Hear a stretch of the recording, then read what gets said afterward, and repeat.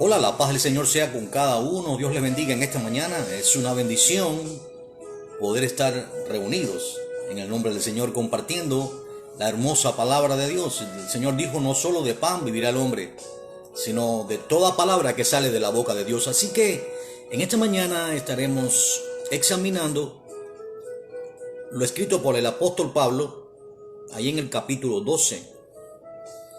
Dice así en el verso primero: apareció en el cielo una gran señal, una mujer vestida de sol, con la luna debajo de sus pies y sobre su cabeza una corona de 2 estrellas. Y estando encinta, clamaba con dolores de parto en la angustia de alumbramiento. También apareció otra señal en el cielo: he aquí un gran dragón escarlata, que tenía 7 cabezas y 10 cuernos, y en sus cabezas 7 diademas, y su cola arrastraba la tercera parte de las estrellas del cielo, y las arrojó sobre la tierra. Y el dragón se paró frente a la mujer, que estaba para dar a luz, a fin de devorar a su hijo tan pronto como naciese. Y ella dio a luz un hijo varón, que regirá con vara de hierro a todas las naciones. Y su hijo fue arrebatado para Dios y para su trono. Y la mujer huyó al desierto, donde tiene lugar preparado por Dios, para que allí la sustenten por 1260 días, o lo que es lo mismo, 42 meses. Según lo escribió el profeta Daniel en el capítulo 7 y en el verso 25, tiempos y la mitad de un tiempo, lo que es igual 42 meses. Así que, según el contexto de las Escrituras, debemos ser cuidadosos a la hora de entender quién es esta mujer, para verdaderamente entender cuál es el mensaje que Dios nos envía aquí. Bien,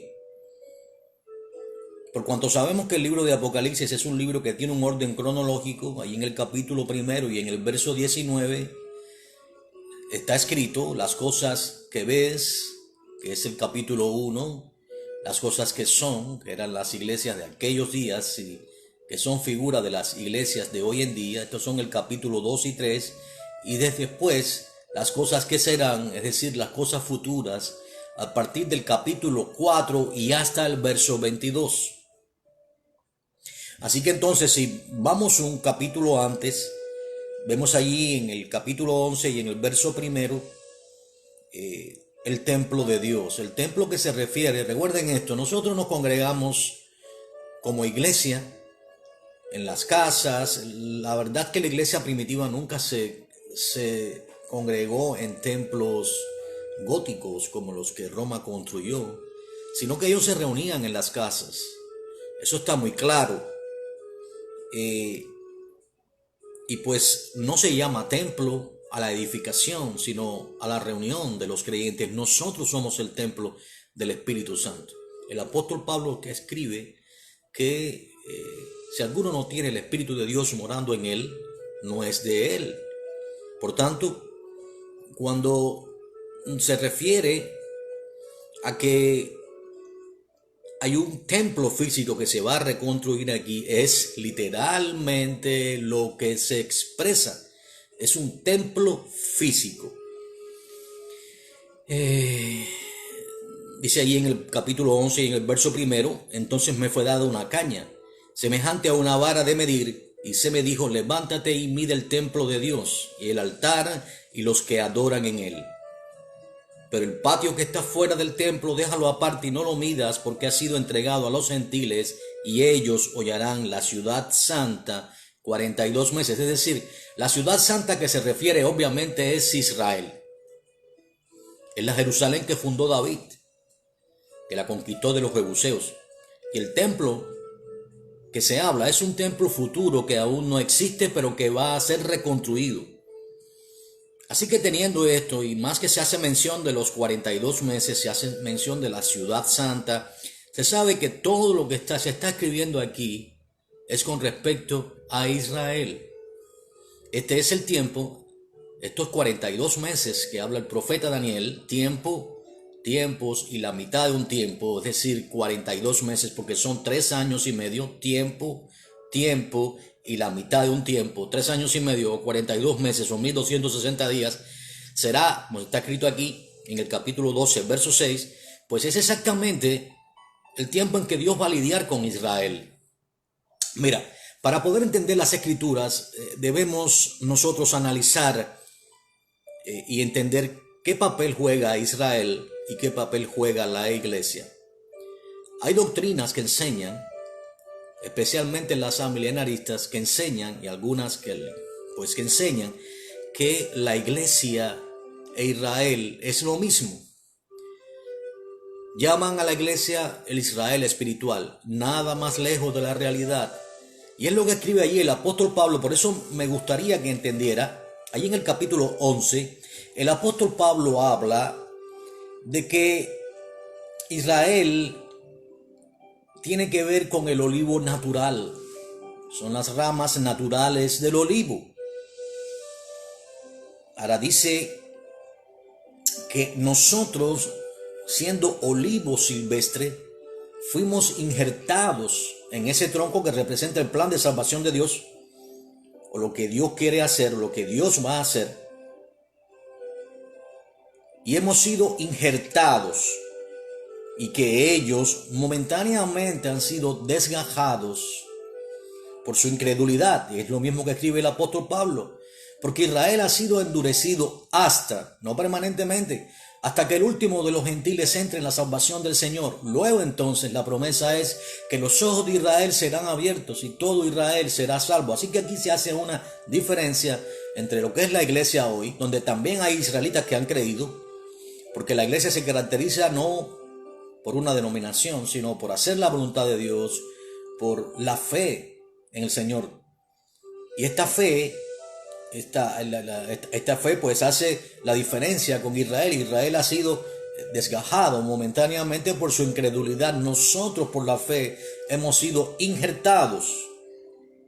Sin embargo, allí en Romanos 11:23 dice: y aún ellos, si no permanecieren en incredulidad, serán injertados, pues poderoso es Dios para volverlos a injertar. Porque si tú fuiste cortado del que por naturaleza es olivo silvestre, es decir, la promesa no en realidad comenzó por ellos, y a Israel, a Abraham se le había prometido ser padre de muchas naciones, pero Abraham es el padre de Israel, y con tu naturaleza fuiste injertado en el buen olivo. Quiere decir, la naturaleza fue primeramente el buen olivo, y el buen olivo incluía a Israel. Ahora Israel siendo desgajado, nosotros hemos sido injertados, pero dice: cuánto más estos que son las ramas naturales serán injertados en su propio olivo. Es decir, entendiendo esto, las promesas de Dios no se invalidan por la incredulidad de Israel. Dirá, ¿cómo? Bueno, ahí en Romanos 3, versos 3 y 4 dice: porque si alguno de ellos, Romanos 3:3, han sido incrédulos, su incredulidad habrá hecho nula la fidelidad de Dios. Es una pregunta válida. La respuesta es: de ninguna manera. Antes bien sea Dios veraz y todo hombre mentiroso, para que seas justificado en tus palabras y vences cuando fueres juzgado. Es decir, para nada Israel ha sido desgarrado, ha sido desarraigado permanentemente de los planes de Dios como nación, en el sentido de, aunque claramente ellos invocan, vemos como Elías invoca a Israel, a Dios contra Israel, diciéndole: Señor, a tus profetas han dado muertes y solo yo he quedado. Y Dios le responde: me he reservado 7,000 que no doblan rodillas delante de Baal. Pero sin embargo, a partir de eso, hay un remanente ahora que ha creído, pero hay un grupo de ellos que solamente creerán cuando vean al Señor descender al final de la gran tribulación, poniendo sus pies sobre el monte de los olivos. Ahí en Zacarías 12:10 muy claro: mirarán a mí, a quien traspasaron. Pero es que en Zacarías 13 también le pregunta: ¿cuáles son esas heridas que tienes en tus manos? Él no responde: me fueron hechos por mis enemigos, sino me fueron hechas en casa de mis amigos. Es decir, lo que quiero decir con todo esto es que hay un plan para Israel y hay un plan para la iglesia. Por eso es que la gran tribulación es el trato de Dios con Israel. Es lo que llama el profeta Jeremías la angustia de Jacob. Está ahí en el capítulo 30, verso 7 del libro de Jeremías. Es el tiempo en que Jacob va a ser angustiado y verdaderamente va a ser un tiempo tremendo. Así que la iglesia que vemos aquí, ¿quién es? Porque dice allí, apareció en el cielo una gran señal, una mujer vestida de sol, con la luna debajo de sus pies y sobre su cabeza una corona de 2 estrellas. ¿Quién es esta mujer? Bueno, Roma Católica ha dicho que son ellos. Hay iglesias cristianas que también asumen que es la iglesia, tratando de colocar a la iglesia en la gran tribulación. Pero es que después del capítulo 4, hasta el capítulo 22, hasta el capítulo 19, en que se ve las bodas del Cordero en el cielo, Apocalipsis capítulo 19, versos 7 al 9, la iglesia no aparece para nada, no se menciona una sola vez la palabra iglesia en la gran tribulación. No se ve predicando, no se ve visitando a los enfermos ni a los hospitales, nada, no se menciona la palabra iglesia, por el contrario, se menciona un ángel predicando a los gentiles, ahí en Apocalipsis 14. Se ve a los 2 testigos siendo enviados a Israel, ahí precisamente en Apocalipsis capítulo 11.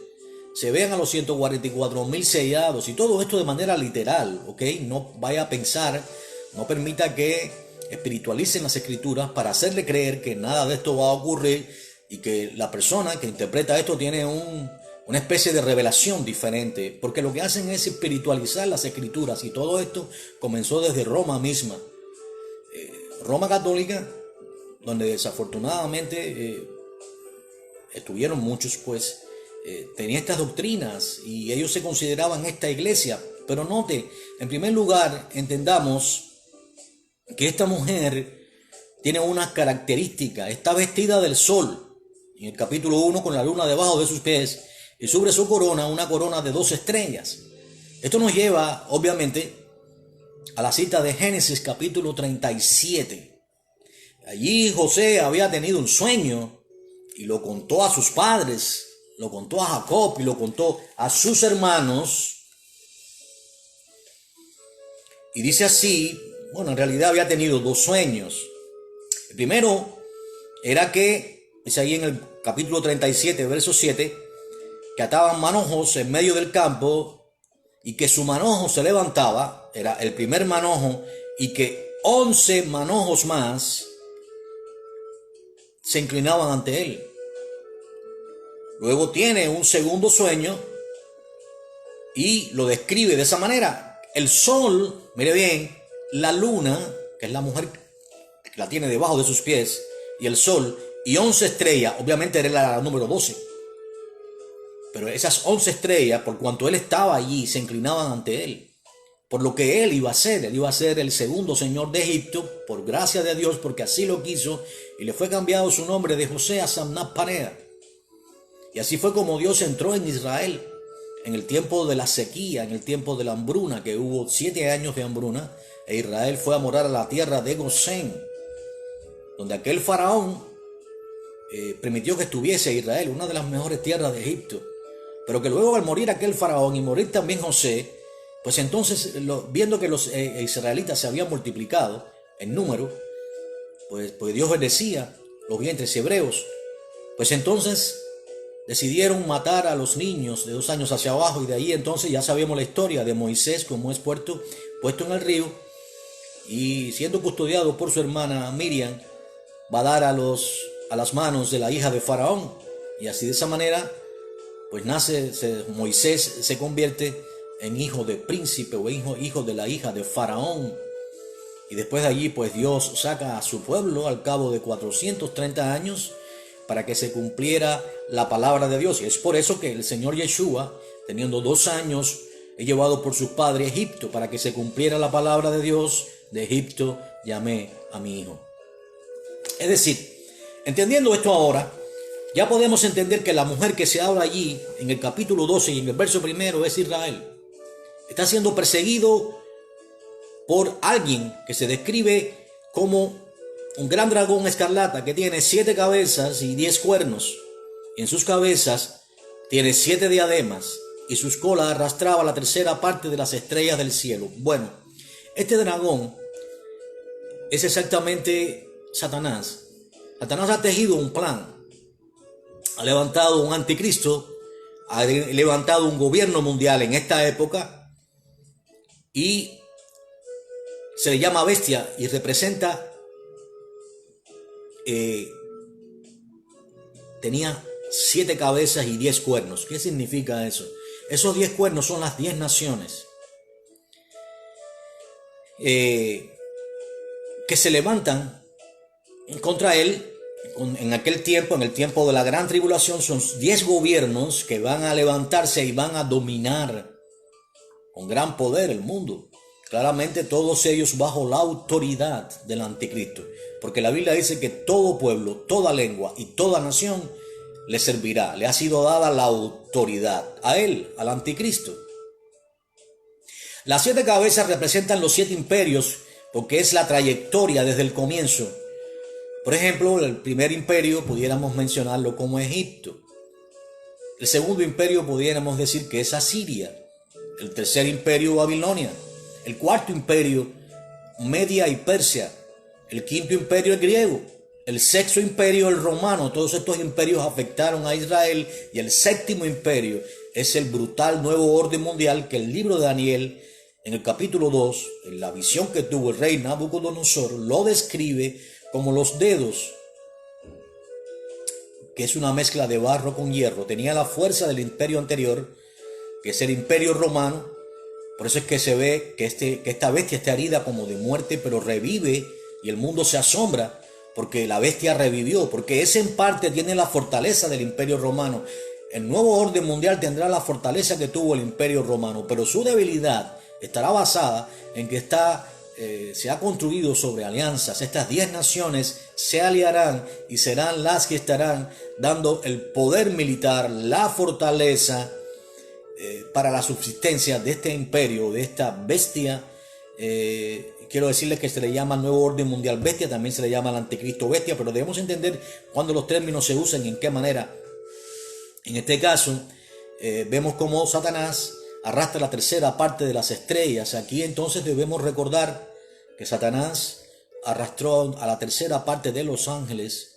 Ahí en Génesis 6 dice que viendo los hijos de Dios que las hijas de los hombres eran hermosas, escogieron entre todas y se llegaron a ellas y les engendraron hijos. Y nacieron gigantes, llamados Nephilims. Así que obviamente esto fue lo que ocurrió. Satanás guió a la tercera parte de los ángeles a una rebelión para tener relaciones contra la naturaleza. Y esto quiero aprovecharles para que entiendan, porque yo sé que es un tema controversial, pero sin lugar a dudas está claro, y el apóstol Judas pues así lo describe.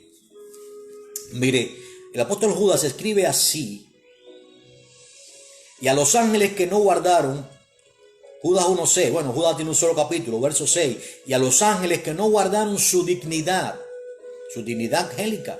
Ellos tienen naturaleza angélica, no son como los seres humanos creados para unirse a su esposa en un solo cuerpo y ya no ser más dos sino uno solo. Así que estos ángeles no guardaron su dignidad angélica. Ellos no tienen necesidad de mujer, sino dice que los ha guardado en su propia morada, los ha guardado bajo oscuridad en prisiones eternas. Recuerden esto, que al final también en la gran tribulación, en medio de los juicios, van a ser desatados algunos de ellos que están atados en el gran río Éufrates. Esto va a ser terrible, porque si esto va a ser tremendo cuando el Espíritu Santo se aparte y permita todos estos juicios, ¿cuánto más será cuando estos ángeles caídos, que llevan casi 6,000 años, 5,000 años y pico atados debajo de la tierra, van a ser desatados? Y vemos, dice que lo hace una comparación con Sodoma y Gomorra. Dice, como Sodoma y Gomorra, quiere decir comparándolo con Sodoma y Gomorra y las ciudades vecinas, las cuales de la misma manera que aquellos, ¿que quién se refiere? De los ángeles, que fueron en pos de vicio contra naturaleza. Quiere decir, ¿qué hacían los sodomitas? La característica de aquellos hombres es que se encendieron los unos con los otros, como es hoy. Y dejaron el uso natural de la mujer. Y las mujeres también se encendieron las unas con las otras. De tal manera que solamente Lot y sus hijas salieron, pero ellas también estaban contaminadas. Porque cuando salieron, Dios les permitió llegar a aquella ciudad, Zoar, aún allí ellas durmieron a su padre, le dieron de beber y tuvieron relaciones con ellas, con su padre, la primera y la segunda. Así que obviamente esto es lo que ustedes ven, lo que puede producir este tipo de ambiente sodomita. Pero lo que quiero explicar es que esta se toma en comparación con lo que hicieron los ángeles. Quiere decir, se habla que los ángeles tuvieron relaciones contra naturaleza. Es decir, sí se llegaron a las mujeres, sí les engendraron hijos, sí nacieron gigantes, esclavizaron a los seres humanos y por eso Dios destruyó el mundo antiguo. Para aquellos seres que nacieron de los ángeles y de las mujeres, aunque procedían de los hombres, de las mujeres, en este caso me refiero de los humanos, pues también tenían parte espiritual porque provenían de los ángeles, tenían ciertas características, así que sus espíritus, entonces, aunque sus cuerpos murieron, ahora andan buscando un lugar donde habitar. Y es por eso que vemos cómo a veces usan los miembros de los seres humanos para pecar, y especialmente en el área sexual, porque esa fue exactamente su característica. Y eso lo vemos en la visitación de espíritus incubos, espíritus sucubos. Esto es algo perfectamente que se conoce, usted puede estudiar sobre esto. Es la visitación de estos demonios, son verdaderamente los demonios. No se puede confundir los ángeles caídos con los demonios. Los demonios no tienen un cuerpo, son incorpóreos, pero buscan un cuerpo donde habitar. Ningún ángel habita dentro de un ser humano. Perdónenme que me hayan salido del tema, pero lo que quiero decir con todo esto es que claramente la mujer que aparece aquí, entonces es Israel. Dice que estaba encinta y clamaba en dolores de parto, en la angustia del alumbramiento. Así que esto tiene que ver con lo que describe Jeremías, los dolores de parto de la mujer, y claramente nace el hijo, que es el Señor Yeshua. Y aquí dice que Él es arrebatado para Dios y para su trono. O sea, el Señor va a la presencia, cuando Él se presenta a los discípulos luego de 40 días, entonces asciende delante de ellos allí en Hechos 1 y va al cielo. Es arrebatado para Dios y para su trono. Pero dice aquí que va a regir todas las naciones. Él va a regir todas las naciones. Él va a reinar desde Jerusalén, precisamente como está allí en Zacarías capítulo 14. Así que entonces la mujer huye al desierto. La mujer ya sabemos que es Israel, perseguida, donde tiene lugar preparado por Dios para que allí la sustenten por 1260 días. ¿Qué ocurre aquí? Mire, primeramente el desierto tiene una conexión directa con Israel. No tiene nada que ver con la iglesia. Ni el desierto es espiritual, es un desierto físico donde va a huir Israel. ¿Ok? Recordemos que al final, cuando el Señor regresa, antes de que Él regrese, pues ellos han sitiado a Jerusalén, allí en el capítulo 14, han tomado la ciudad, la mitad del pueblo ha sido llevada cautiva, y ha sido el momento en que las mujeres han sido violadas, pero sin embargo Dios va a guardar un remanente allí en el desierto. Algunos dicen que es una ciudad llamada Petra, que tiene unas características naturales increíbles, y aparentemente es un lugar donde se cree que Dios pueda sustentar a Israel o a un remanente de Israel. Entendiendo esto, entonces, todo esto comienza la persecución. Allí en el verso 15 habla de que la serpiente arrojó de su boca tras la mujer agua como un río para que fuera arrastrada por el río. Pero la tierra ayudó a la mujer. Aquí vemos la intervención sobrenatural de Dios. Obviamente no creeremos que la tierra será quien va a ayudar a Israel, sino que es Dios, usando incluso lo que sea necesario para guardar a Israel en medio de esta gran tribulación. Recuerden que el anticristo no se va a presentar al mundo como lo que es, va a presentarse como el Mesías de Israel. Por lo menos se va a presentar como alguien que va a firmar un pacto de paz. Y el mundo va a estar feliz con esto. Está en Daniel 9:27. Va a lograr un pacto de paz. Va a haber un caos tremendo donde no va a haber más remedio que llegar a este pacto. Y por 42 meses va a haber una aparente paz. Pero al cabo de 42 meses la paz se va a romper. Cuando Él se sienta en el trono de Dios como si fuese Dios mismo. Entonces, pues, será cuando comience esta persecución. Dios guarda a la mujer. Allí en el verso 14 dice que se le dan a la mujer las 2 alas de la gran águila para que volase delante de la serpiente al desierto. Y ahí es sustentada por tiempo, otra vez, tiempos y la mitad de un tiempo. 42 meses, 1260 días, 3 años y medios. Amados, no tenga duda ninguna de que el Señor va a regresar sobre el monte de los olivos y va a pelear por Israel. Y desde Israel, tal y como Él dice, Él va a ser el rey de toda la tierra. Cuando todos los ejércitos caigan allí delante de su presencia. Y allí irán las familias de la tierra a ofrecerle ofrendas al rey. En la fiesta de los tabernáculos, dice allí en Zacarías 14. Y por 1000 años, Él será el rey de toda la tierra. Escucha bien, será el rey de toda la tierra. Allí el lobo será pastoreado con la oveja. Allí el león comerá paja.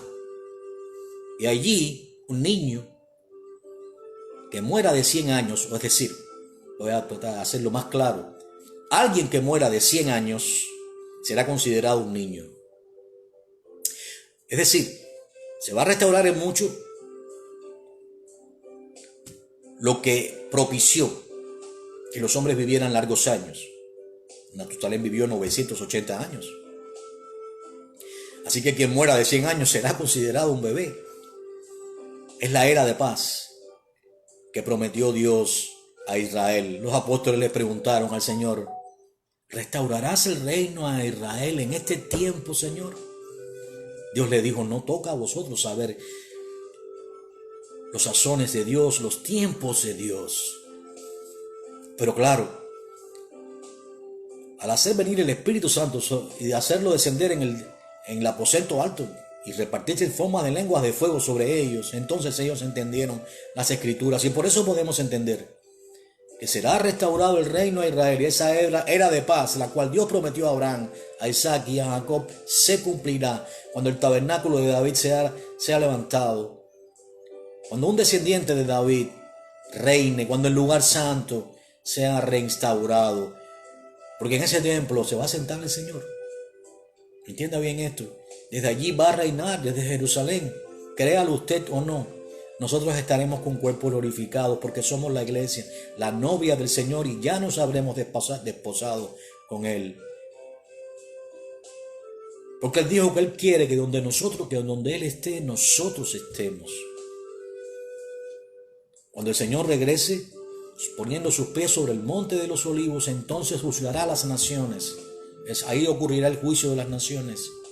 Pondrá a las ovejas a la derecha y los cabros a la izquierda, es decir, los que sobrevivieron a la gran tribulación. Nosotros estaremos con Él sentados, juzgando junto a Él. ¿Le asombra eso? Lea conmigo, por favor, Primera de Corintios. Primera de Corintios. Por si tiene duda en cuanto a esto, lo pueda entender. Dice ahí en Primera de Corintios capítulo 6, verso 2. ¿O no sabéis que los santos han de juzgar al mundo? Los santos, sí, usted y yo. Los santos no son esos que se les rinde idolatría. Que Roma le rinde idolatría. San fulano, San mengano. Ahora hay un ídolo, hace un supuesto milagro que no es él, es Satanás. Se lo adjudican a él después de 2 o 3 milagros, luego lo canonizan y al cabo de un tiempo lo declaran un santo. No, santos son los que viven o los que están en la presencia de Dios. Pablo escribe a los santos que están en las diferentes congregaciones. No escribe cartas al cielo a los muertos. Así que obviamente, qué maravilla que nosotros con cuerpos glorificados ni nos casaremos ni nos daremos en matrimonio, sino que estaremos presentes junto a nuestro esposo, el Señor Yeshua, juzgando a los que sobrevivieran de las naciones. Y los que sobrevivan, esos serán llevados por los ángeles al reino milenial. Serán trasladados. Mas los que sean condenados culpables irán al infierno.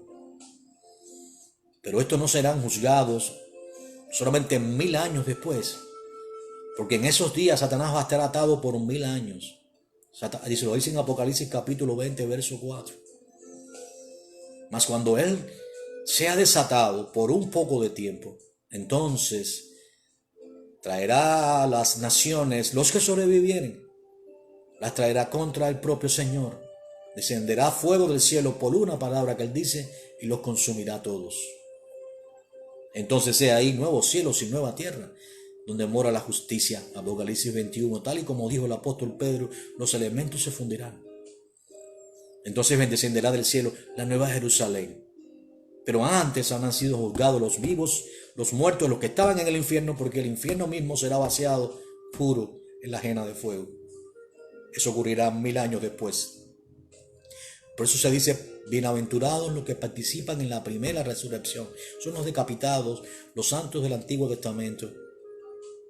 Porque es un orden cronológico en el libro.